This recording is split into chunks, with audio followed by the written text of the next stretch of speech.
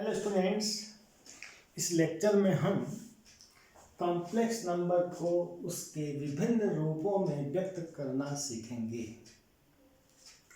कोई complex number है मेरे पास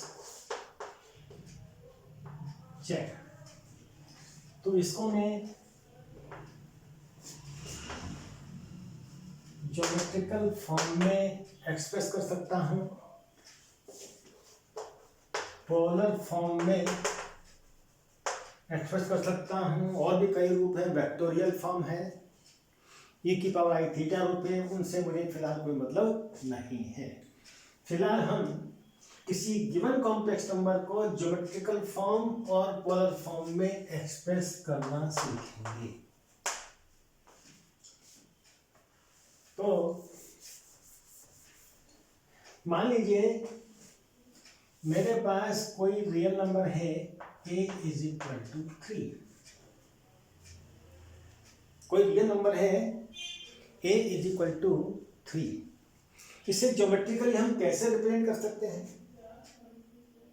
मान लीजिए ये प्लेन है, प्लेन पर मैंने एक लाइन खींच दी, अनंत लंबाई की है, इसको मैं नंबर लाइन और रियल नंबर लाइन कह सकता हूं। इस प्लेन के ऊपर असंख्य बिंदु हैं, लाइन पर बिंदु हैं, पॉइंट्स हैं, लाइन के ऊपर है, लाइन के नीचे है। अब a = 3 को कैसे ज्योमेट्रिकली रिप्रेजेंट किया जाए? मैंने प्लेन पर एक लाइन खींच दी जिसकी लंबाई अनंत है, इस पर कहीं भी किसी भी स्थान पर एक पॉइंट लिया, उसका नाम रख दिया 0। फिर इससे कुछ दूरी पर एक और बिंदु लिया, उसको कहा 1। इतनी दूरी और आगे बढ़ गए 2, इतनी दूरी और आगे बढ़ गए 3, और बढ़ गए आगे 4। इधर जाएंगे तो -1 -4 -1 -2 -3 -4। इस प्रकार जो रियल नंबर होते थे उनको एक लाइन पर स्थित बिंदुओं द्वारा व्यक्त किया जा सकता है। अगर 1/2 है तो 0 1 के बीच में होगा। कोई भी नंबर जो हाई स्कूल तक हम सोचते थे, वे सभी नंबर एक लाइन पर स्थित बिंदुओं द्वारा प्रदर्शित किए जा सकते हैं, और इस इनफाइनाइट लाइन का प्रत्येक बिंदु एक रियल नंबर को प्रदर्शित करता है। जब इस लाइन का प्रत्येक बिंदु एक नंबर को प्रदर्शित करता है जिसे हम रियल नंबर कहते हैं, तो बिंदु या पॉइंट तो इस रेखा के ऊपर और नीचे भी होते हैं। क्या वो भी किसी नंबर को प्रदर्शित करते हैं? बिल्कुल करते हैं। जो लाइन के ऊपर या नीचे बिंदु हैं वो प्रदर्शित करते हैं कॉम्प्लेक्स नंबर को। इस पर ध्यान क्यों गया? क्योंकि जब मुझे x² + 1 = 0 का सॉल्यूशन यानी -1 के √ की वैल्यू इस लाइन के ऊपर नहीं मिली, रियल नंबर के सेट में नहीं मिली, तो हमें रियल नंबर के सेट को विस्तार देने की आवश्यकता पड़ी, और फिर हमने प्राप्त किया सेट ऑफ कॉम्प्लेक्स नंबर। तो जो पॉइंट इस लाइन के ऊपर है वो रियल नंबर को शो करते हैं, और जो पॉइंट इससे बाहर हैं, ऊपर हैं या नीचे हैं, वो कॉम्प्लेक्स नंबर को शो करते हैं, और जो पॉइंट इस पर हैं वो रियल है, इनको भी हम कॉम्प्लेक्स नंबर कह सकते हैं। तो a = 3 को हम इस पॉइंट से शो कर सकते हैं। ये थी हमारी हाई स्कूल तक की बात। रेशनल इरेशनल सब इस पर शो हो सकते थे। अब जब एक रियल नंबर को शो करता था तो ये रिप्रेजेंटेशन था 1 डायमेंशनल रिप्रेजेंटेशन। तो लाइन पर करते थे, लाइन क्या है? 1 डायमेंशनल है, एक ही आयाम इसके अंदर है। और जब बात यदि मैं करता हूं लाइन से बाहर के पॉइंट की इस तल के ऊपर, तो तल 2 डायमेंशनल होता है। तल क्या होता है? 2 डायमेंशनल। मान लीजिए मैंने एक नंबर लिया 3 जो बिलोंग कर रहा है R को, कोई दूसरा नंबर है 4, वो भी क्या है? एक रियल नंबर है, यानी रियल नंबर के सेट को बिलोंग कर रहा है। 3 belongs to R, 4 belongs to R। इन दो रियल नंबर को लेकर के मैं क्या कर सकता हूँ? एक तो मैं कॉम्प्लेक्स नंबर की रचना कर सकता हूँ। कैसे? हमने लिखा 3, उसमें ऐड कर दिया इस रियल नंबर को I से मल्टीप्लाई करके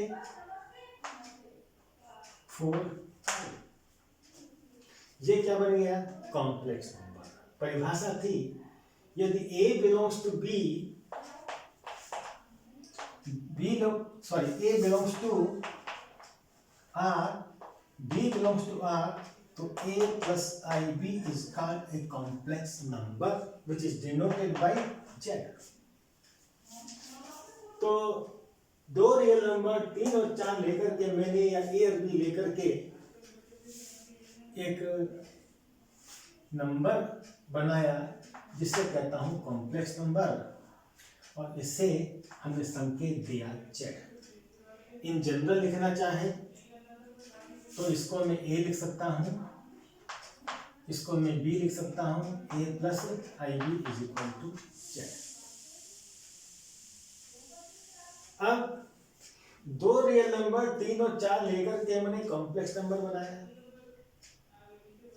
अब जरा दूसरे दृष्टिकोण से विचार कीजिए, कॉम्प्लेक्स नंबर के बाद भूल जाइए कि मेरे पास एक नंबर है 3 जो रियल है और एक 4। इन दोनों को लेकर मैं एक ऑर्डर्ड पेयर क्रमित युग्म बना सकता हूं। क्या? 3 और 4 का क्रमित युग्म बना सकता हूं। और ये क्रमित युग्म किसको प्रदर्शित करता है? तल के ऊपर एक बिंदु को प्रदर्शित करता है।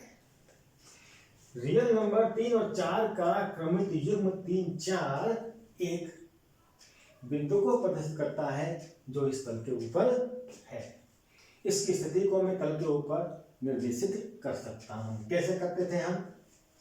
मान लीजिए इस बिंदु को मैंने इस तल के ऊपर प्रदर्शित करना है, इसकी स्थिति को निर्धारित करना है, तो सबसे पहले हम क्या करते थे? एक हॉरिजॉन्टल लाइन लेते थे और एक इसके लंबवत रेखा लेते थे 90 डिग्री पर। इस लाइन को नाम दिया था हमने एक्स एक्सिस, इस लाइन को नाम दिया था वाई एक्सिस। इनका जो प्रतिच्छेद बिंदु है एक्स एक्स और वाई एक्स का, उसे कहा था हमने ओरिजिन। इस तल के ऊपर दो लंबवत रेखाओं एक्स एक्सिस और वाई एक्स की सहायता से हम इस बिंदु की स्थिति को निर्धारित कर सकते हैं। कैसे?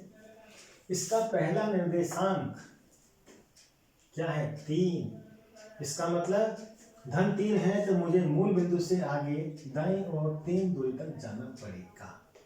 यहां तक की यात्रा हमने की। दूसरा निर्देशांक y निर्देशांक है 4। यह कहता है आप ऊपर या नीचे y एक्सिस के पैरेलल चलेंगे। ये -4 है तो मैं 4 दूरी ऊपर की ओर चलूंगा, 2, 3, 4 पहुंच गए यहाँ पर। यहाँ एक मुझे यूनिक पॉइंट मिला P, और इसका पहला निर्देशांक होगा ये डिस्टेंस P, और ये डिस्टेंस होगी इसका दूसरा निर्देशांक 4। इसको कहता हूं मैं x कोऑर्डिनेट, और ये क्या है? y coordinate. और इस क्रमित युग्म 3, 4 से प्रदर्शित होने वाला बिंदु जिस तल पर मैंने दिखाया है उस तल को नाम दिया हमने कार्टेशियन प्लेन, कार्तीय तल। ये नाम पड़ा है रेने डेकार्टे के नाम पर, जिसने निर्देशांक ज्यामिति का आविष्कार किया था। तो दो रियल नंबर मेरे पास 3 और 4। इनसे बनने वाला ऑर्डर पेयर क्रमिक में क्या है 3 4, उसको वही बिंदु को प्रदर्शित करता है। उस बिंदु की स्थिति को मैं कार्टेशियन प्लेन पर x अक्ष और y अक्ष की सहायता से प्रदर्शित कर सकता हूँ। इस ऑर्डर पेयर के कॉरस्पॉन्डिंग ये यूनिक पॉइंट है और कोई दूसरा पॉइंट इसके कॉरस्पॉन्डिंग नहीं हो सकता है। तो ये तो था दो रियल नंबर से बनने वाले क्रमिक युग्म ऑर्डर पेयर का ज्योमेट्रिकल रिप्रेजेंटेशन।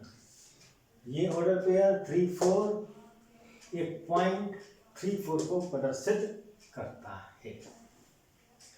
अब जब -1 का अंडरवुड मुझे रियल लाइन पर नहीं मिला, एक्स एक्सिस रियल लाइन का काम करता था, तो फिर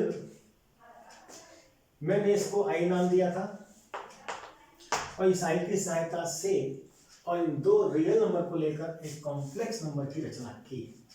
क्या थी वो? 3 और 4 दो रियल नंबर हैं, तो 3 + 4i क्या होगा? एक कॉम्प्लेक्स नंबर होगा जिसे मैं z से प्रदर्शित करता हूं। अब 3 और 4 दो रियल नंबर को लेकर एक कॉम्प्लेक्स नंबर बना 3 + 4i, जिसे मैं z से प्रदर्शित कर रहा हूं। इस कॉम्प्लेक्स नंबर के सापेक्ष भी मैं एक क्रमिक युग्म की रचना कर सकता हूं, क्योंकि इसमें ये क्या है? रियल पार्ट जो एक रियल नंबर है, ये क्या है? इमेजिनरी पार्ट जो सम में एक रियल नंबर है। और इन दोनों को लेकर एक क्रमिक युग्म बना सकता हूं। इस क्रमिक युग्म को मैं एक बिंदु द्वारा कार्टेशियन प्लेन पर प्रदर्शित कर सकता हूं। इस प्रकार किया हमने। तो इस कॉम्प्लेक्स नंबर के कॉरस्पॉन्डिंग एक ऑर्डर पेयर है जो इस प्लेन के ऊपर एक पॉइंट 3 4 को शो करता है। अब मैं इस कॉम्प्लेक्स नंबर के संगत बिंदु 3 4 को इस तल पर प्रदर्शित करना चाहता हूं, लेकिन जब ये क्रमिक युग्म इस नंबर के संगत है, इसके कॉरस्पॉन्डिंग है, और इसको मैं इस तल पर प्रदर्शित करूंगा, तो x अक्ष y अक्ष और कार्टेशियन प्लेन के नाम बदल जाएंगे। चीज वही है, कोई अंतर नहीं है, लेकिन नाम इनके हम बदल देंगे। कॉम्प्लेक्स नंबर को मैं एक बिंदु द्वारा इस तल पर प्रदर्शित करना चाहता हूं, तो इस तल का नाम हो जाएगा आर्गेन्ड प्लेन। क्या हो जाएगा इसका नाम? आर्गेन्ड प्लेन। और एक्स अक्ष को रख देंगे हम रियल एक्सिस। एक्सिस को क्या कहेंगे? Real axis. और वाई एक्सिस को क्या कहेंगे? Imaginary axis. इसको फिलहाल मिटा रहा हूं।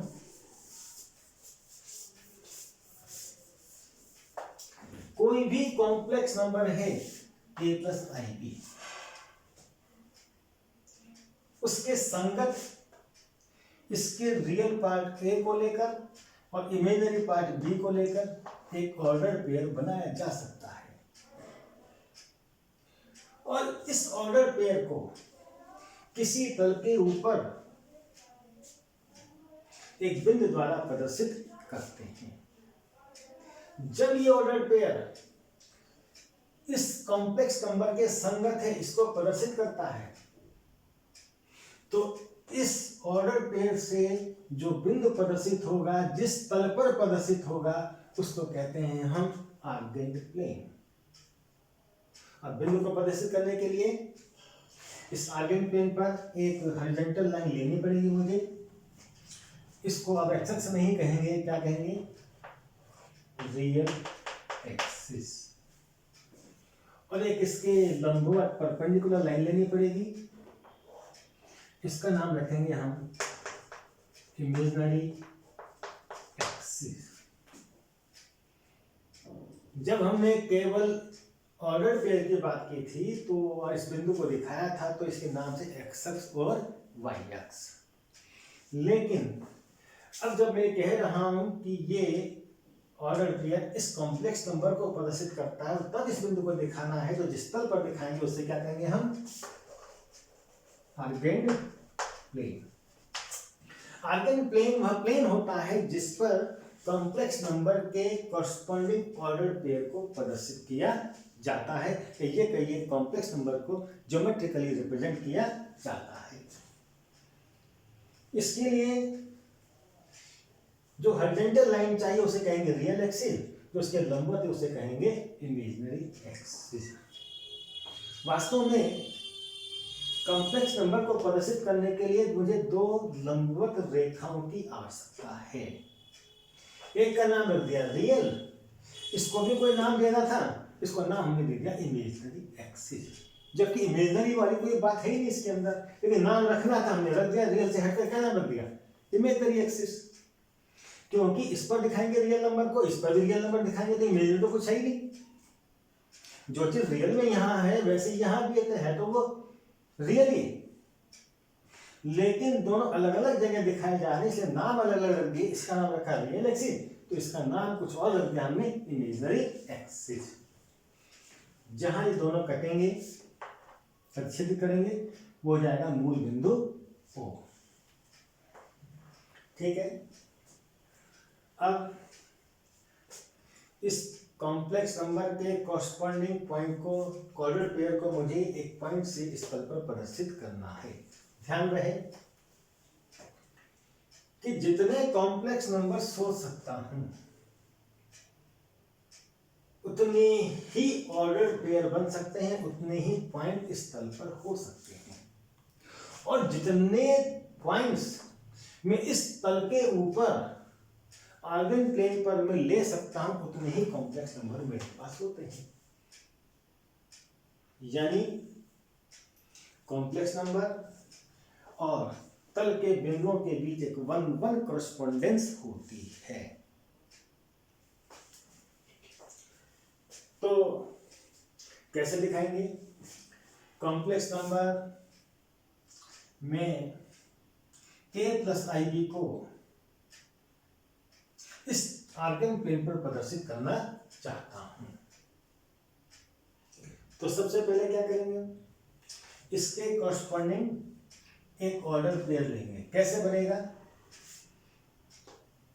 ये इसका रियल पार्ट है, उसको लिख दिया, कॉमा, ये इसका इमेजिनरी पार्ट है जो कि सम में एक रियल नंबर है, वो यहां लिख दिया, कॉमा लगाया और ब्रैकेट में बंद कर दिया। क्या बन गया? ये रियल पार्ट और इमेजिनरी पार्ट से बना एक ऑर्डर पेयर बन गया। अब ये भी रियल नंबर है, ये भी रियल नंबर है, इनको यहां तल के ऊपर एक्स एक्सिस और वाई एक्सिस की सहायता से दिखाया जा सकता है। कैसे दिखाएंगे हम? Real part of this order pair is a, तो ए डिस्टेंस यहां से हम दाईं ओर चलेंगे, मान जा रहे हैं हम यहां पर ए डिस्टेंस मूल बिंदु से रियल एक्सिस पर चले राइट साइड में, क्योंकि प्लस में है तो राइट में, माइनस में है तो लेफ्ट में। फिर दूसरा क्या है? इमेजिनरी पार्ट है जो कि सम में एक रियल है, उसको दिखाएंगे हम वाई एक्सिस के ऊपर, वाई एक्सिस के पैरेलल। यह है बी, तो बी डिस्टेंस हम ऊपर चलेंगे, माना पहुंच गए हम यहां पर। यहां पर एक यूनिक पॉइंट मिला मुझे, जिसे कहा मैंने पी। रियल पार्ट ए था, इस कॉम्प्लेक्स में रियल पार्ट ए है, यही ए बनता है इस ऑर्डर पेयर का पहला हिस्सा, प्रथम घटक। उतनी दूरी हम मूल बिंदु से रियल एक्सिस पर चले। दूसरा कंपोनेंट इस ऑर्डर पेयर का क्या है? बी, जो यहां पर इमेजिनरी पार्ट शो कर रहा है, इमेजिनरी पार्ट है बी, तो हम बी डिस्टेंस ऊपर को चले और मुझे एक यूनिक पॉइंट मिल गया, इसे कहा मैंने ए बी।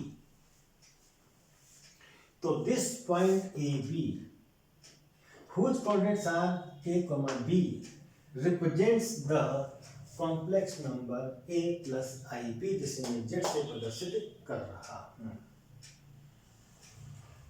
ये ठीक वैसे ही है जैसे किसी बिंदु को कार्तीय तल पर हम प्रदर्शित करते थे। जब ये क्रमद्विजुग कॉम्प्लेक्स नंबर को शो कर रहा है तो इसे जिस तल पर प्रदर्शित करेंगे उसको कहेंगे आर्गेंड प्लेन। इसके लिए जिस हॉरिजॉन्टल लाइन की आवश्यकता पड़ेगी उसे रियल एक्सिस कहेंगे और जिस परपेंडिकुलर वर्टिकल लाइन की आवश्यकता पड़ेगी उसे कहेंगे इमेजिनरी एक्सिस। इनकी सहायता से बिंदु को प्रदर्शित किया जा सकता है। अब complex number A I B को हम क्रमिक ए बी से प्रदर्शित कर सकते हैं और क्रमिक युग्म ए बी को हम complex number A plus I B से प्रदर्शित कर सकते हैं। इस कॉम्प्लेक्स नंबर के कॉरस्पॉन्डिंग एक ऑर्डर पेयर है या एक पॉइंट है और इस पॉइंट या ऑर्डर पेयर के कॉरस्पॉन्डिंग एक कॉम्प्लेक्स नंबर एग्जिस्ट करता है।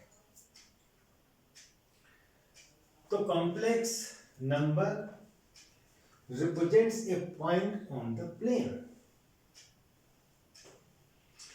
कोई भी बिंदु इस प्रकार दिखा सकते हैं। मान लीजिए बिंदु 3, 4 है, कॉम्प्लेक्स नंबर 3 + 4i है, तो इसका कॉरस्पॉन्डिंग ऑर्डर पेयर 3, 4 बनेगा। कैसे दिखाएंगे? 1, 2, 3 डिस्टेंस इधर चलेंगे, दूसरा 4, 1, 2, 3, 4, तो ये पॉइंट क्या हो गया? 3, 4। तो complex number 3, 4 is represented by point 3, 4। ऐसे ही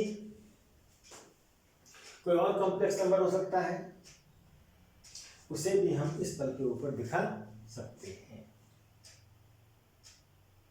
ध्यान रहे जितने भी कॉम्प्लेक्स नंबर हम बना सकते हैं उतने ही पॉइंट्स इस तल के ऊपर हो सकते हैं। जितने पॉइंट इसके ऊपर हो सकते हैं उतने ही कॉम्प्लेक्स नंबर की रचना की जा सकती है।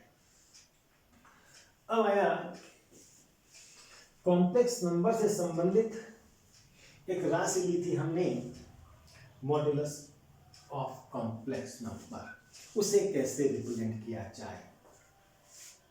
कॉम्प्लेक्स नंबर अगर a + ib है तो उसके कॉरस्पॉन्डिंग पॉइंट इस आर्गेन प्लेन पर क्या मिल रहा है? मुझे ए बी मिल रहा है।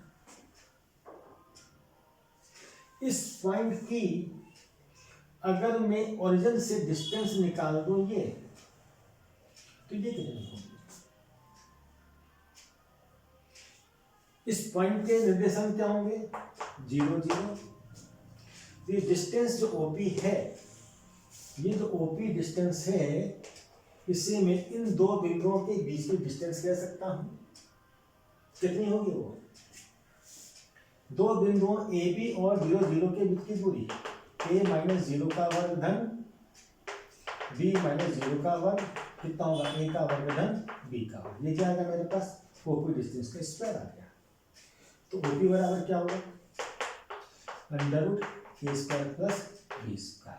इसी को मैं मॉड्यूलस ऑफ कॉम्प्लेक्स नंबर कहता था। तो किसी कॉम्प्लेक्स नंबर z का मॉड्यूलस कुछ नहीं, केवल ओरिजिन की उसको प्रदर्शित करने वाले पॉइंट से डिस्टेंस है। कॉम्प्लेक्स नंबर z है जिसे मैं a + ib कह रहा हूं, उसका कॉरस्पॉन्डिंग पॉइंट a b है, तो इसके मॉड्यूलस का मतलब यह है इस पॉइंट की ओरिजिन से डिस्टेंस, जो इस प्रकार निकाली जाएगी। और distance is always positive, not negative. तो इसका जब वर्गमूल निकालेंगे तो प्लस माइनस दोनों साइन नहीं लगाएंगे हम, केवल पॉजिटिव साइन लिया जाएगा, क्योंकि ये यहाँ पर एक डिस्टेंस ओपी को शो कर रहा है। डिस्टेंस इज ऑलवेज 0 और positive, can not be negative. Clear? ये हो गया हमारा मॉड्यूलस, जिसे हम क्या कहते थे? इस प्रकार प्रदर्शित करते थे। था कितना? ये a² + b²। अगर इसको मैं xy कहूं तो ये क्या हो जाएगा?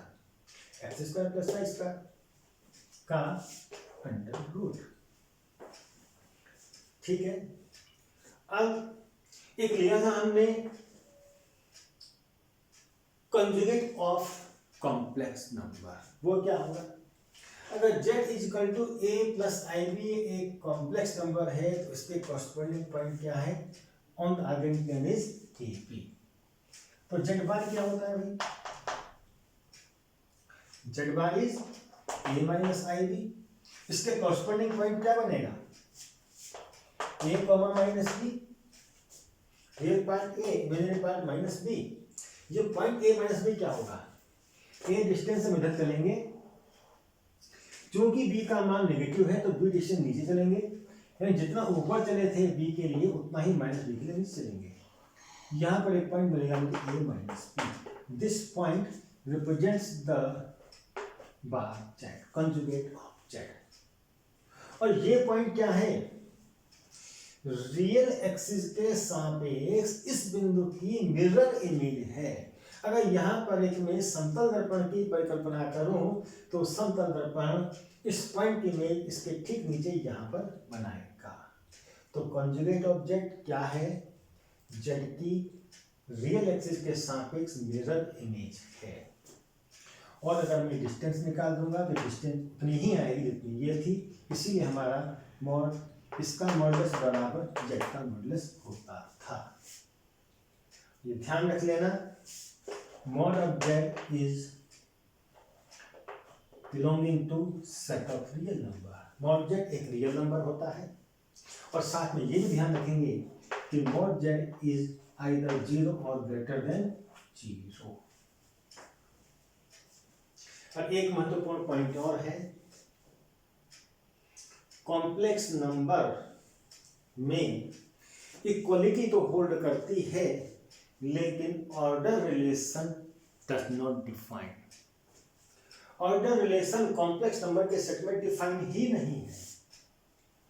इसका मतलब ऑर्डर रिलेशन का मतलब ये नहीं कह सकता कि एक कॉम्प्लेक्स नंबर दूसरे से बड़ा है या छोटा है।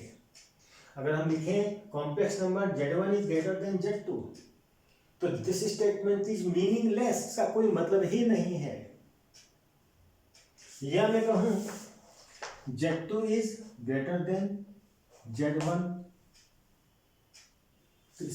ग्रेटर देन या लेस देन का यहां कोई मतलब नहीं होता है। हाँ, मॉडुलस z1 और मॉडुलस z2 इनमें ऑर्डर रिलेशन ग्रेटर और इक्वल एग्जिस्ट करता है। ये तो रियल नंबर है, ये भी रियल नंबर। रियल नंबर में ऑर्डर रिलेशन के कोई मायने होते हैं। ठीक, अब आता है कॉम्प्लेक्स नंबर का कैटेगराइजेशन। इसको मिटा दें थोड़ा सा।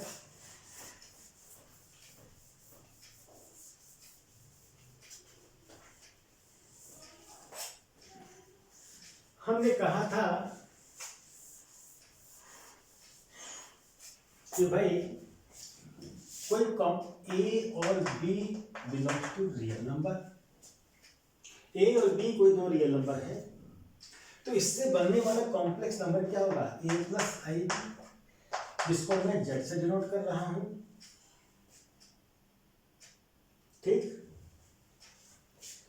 अब बल्कि इसको यहां लिखते प्रयास करके, ए belongs to R, B belongs to R, तो A plus IB is a complex number denoted by Z। अगर इसमें A का मान 0 हो जाए, A का मान 0 हो जाए तो क्या मिलेगा, केवल रियल पार्ट मिलेगा। Z is equal to IP, Z is equal to IP होगा। और इससे कहता हूं मैं प्योरली इमेजिनरी, प्योरली इमेजिनरी। और यदि B का मान 0 हो जाए तो 0 गुणा 0 क्या बचेगा, केवल A, Z is equal to A। तब मैं Z को कहता हूं purely real. In complex number if real part is 0 then Z is called purely imaginary। और यदि B is zero, imaginary part zero है, ये खत्म हो गया, क्या बचेगा? केवल रियल पार्ट बचेगा। Complex number is purely real. और यदि b is not equal to zero, b का मान जीरो नहीं है, तो उस दशा में z कहलाएगा इमेजिनरी।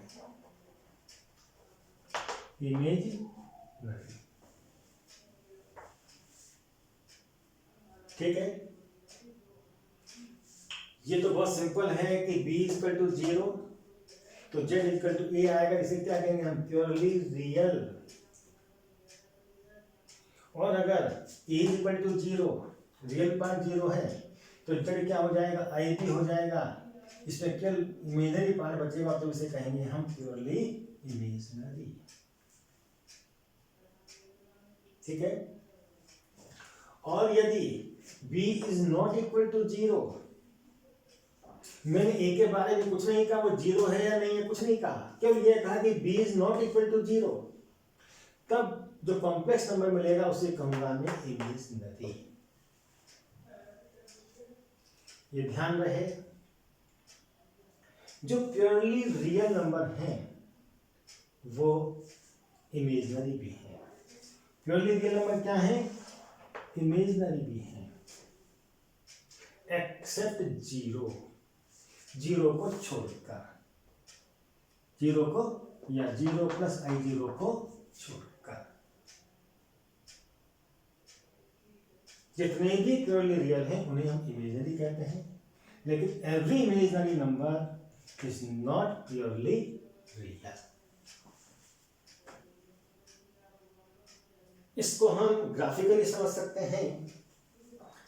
देखिए, ये हमारा ब्लैक बोर्ड का तल है, इस पर असंख्य बिंदु हैं, हर बिंदु एक कॉम्प्लेक्स नंबर को प्रदर्शित करता है। इस पर मैंने पहले ली एक लाइन जिसे कहा रियल एक्सिस। इसका प्रत्येक बिंदु एक रियल नंबर को शो करता है जो प्योरली रियल है, और इसके लंबवत रेखा खींच दूं, इसको कहता हूं मैं इमेजिनरी एक्सिस। तो इसका प्रत्येक बिंदु एक प्योरली इमेजिनरी नंबर को शो करता है। जो बिंदु रियल एक्सिस पर आ गया उससे उसके सापेक्ष जो कॉम्प्लेक्स नंबर होगा वो प्योरली रियल होगा, और जो इस लाइन के ऊपर होगा, इमेजिनरी एक्सिस पर होगा, उससे हम प्योरली रियल नंबर कहेंगे। और जो पॉइंट इस रियल एक्सिस और इमेजिनरी एक्सिस से बाहर कहीं है, इधर है, इधर है, इधर किसी भी क्वाड्रेंट में हो, उन्हें हम इमेजिनरी नंबर कहते हैं। वैसे सोचिए जरा, तल पर असंख्य बिंदु थे, एक लाइन मैंने खींच दी, जो पॉइंट इस लाइन पर है उससे रियल नंबर कहा, और जो पॉइंट इस रियल लाइन पर नहीं है, ऊपर या नीचे है, उसे हमने इमेजिनरी कहा। तो सबसे पहले हमने तल के सभी बिंदुओं को दो हिस्सों में बांट दिया, एक रियल नंबर और एक इमेजिनरी नंबर। जो पॉइंट रियल एक्सिस पर थे, इस स्ट्रेट लाइन पर थे, उनके संगत संख्याओं को हमने रियल नंबर कहा या प्योरली रियल कहा, और जो इस पर नहीं थे, इससे कहीं अलावा कहीं है, उन्हें हमने इमेजिनरी कहा। दो स्थान मेरे पास है, ये तो पॉइंट कहाँ होगा? इस लाइन पर होगा या इसके बाहर ऊपर नीचे कहीं होगा। अगर लाइन पर है, रियल एक्सिस पर है, तो उसे रियल कहा, और इस लाइन से बाहर ऊपर नीचे कहीं है तो उसे इमेजिनरी कहा। इस इमेजिनरी में भी जो नंबर इस लाइन के ऊपर आ गए उन्हें हमने नाम दिया प्योरली इमेजिनरी। जो इस लाइन पर नहीं थे उन्हें हमने इमेजिनरी कहा। तो जो पॉइंट इस लाइन पर हैं वो प्योरली इमेजनरी हैं, उनको मैं इमेजनरी भी कह सकता हूँ। लेकिन जो पॉइंट इससे अलग हैं और इससे भी अलग हैं, वो इमेजनरी हैं लेकिन प्योरली इमेजनरी नहीं है। तो every imaginary purely imaginary number is also imaginary except 0 0. Every purely imaginary number is imaginary number, but every imaginary number is not purely imaginary number. तो तीन तरह के नंबर हैं, प्योरली इमेजनरी, प्योरली रियल और imaginary. अब zero का क्या होगा? This point is 0 0। चूंकि ये पॉइंट 0 0 रियल एक्सिस पर है तो प्योरली रियल है। 0 इज प्योरली रियल, और ये इमेजनरी एक्सिस पर भी है, it is also purely imaginary, but it is not imaginary. 0 is not imaginary. 0 एक स्पेशल नंबर है जिसे मैं 0 + i0 भी कहता था। ये प्योरली रियल कहा जा सकता है, रियल एक्सिस पर होने के कारण। प्योरली इमेजनरी कहा जा सकता है, इमेजनरी एक्सिस पर होने के कारण, लेकिन इसे हम इमेजनरी नहीं कह सकते। 0 को छोड़कर जितने भी प्योरली इमेजनरी नंबर हैं वो सब इमेजनरी कहलाते हैं, और सभी इमेजनरी नंबर प्योरली इमेजनरी नहीं कहलाएंगे, क्योंकि जो पॉइंट यहां है वो क्या है? इमेजनरी तो है, इस पर न होने के कारण वो प्योरली इमेजनरी नहीं है। ठीक है,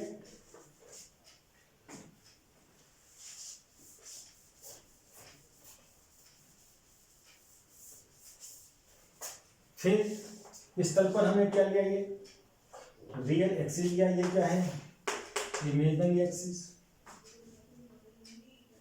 इस पर कोई भी पॉइंट लेता हूं, माना इसका एक्स कोऑर्डिनेट क्या है? a, वाई कोऑर्डिनेट क्या हो गया? 0। यहां पर इधर इधर कहीं भी मैं कोई पॉइंट लेता हूं रियल एक्सिस पर, उसके प्रत्येक बिंदु के लिए इमेजनरी पार्ट इज 0, इसलिए पॉइंट कहां होगा? रियल एक्सिस पर होगा। तो जिन कॉम्प्लेक्स नंबर में B part is 0, imaginary part is 0, तो क्या हो जाएगा? प्योरली रियल हो जाएगा।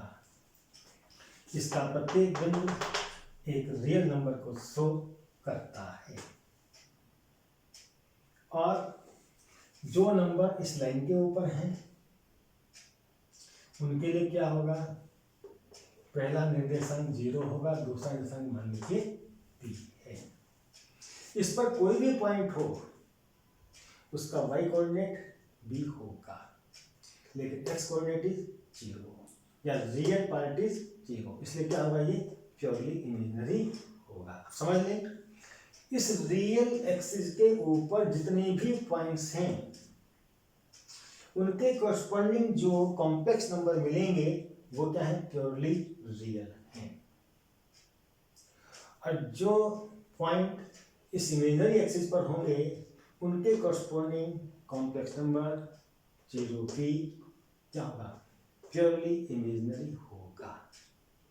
लेकिन जो 0 है या 0 0 है वह प्योरली रियल भी है, प्योरली इमेजनरी भी है, लेकिन इमेजनरी नहीं है। अगर कोई पॉइंट यहां पर है, सपोज p, तो इसकी ये डिस्टेंस क्या कहलाएगी? a, ये डिस्टेंस क्या कहलाएगी? b। तो पॉइंट p क्या बन गया? p। तो b क्या बता रहा है? रियल एक्सिस से डिस्टेंस बता रहा है। ये क्या बता रहा है? इमेजिनरी पार्ट को शो कर रहा है। किसको शो कर रहा है? Imaginary part. We represents imaginary part of complex number z। और पहला वाला निर्देशांक, पहला कोऑर्डिनेट ए क्या दिखा रहा है? ये a इक्वल टू, मैं कह सकता हूं a क्या है? a दिखा रहा है रियल पार्ट ऑफ z। तो real part of complex number का मतलब इस z को रिप्रेजेंट करने वाले पॉइंट की इमेजिनरी एक्सिस से डिस्टेंस। और v का मतलब, v क्या है? इमेजिनरी पार्ट है।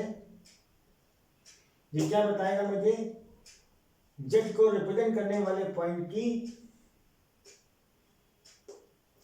रियल एक्सिस से डिस्टेंस।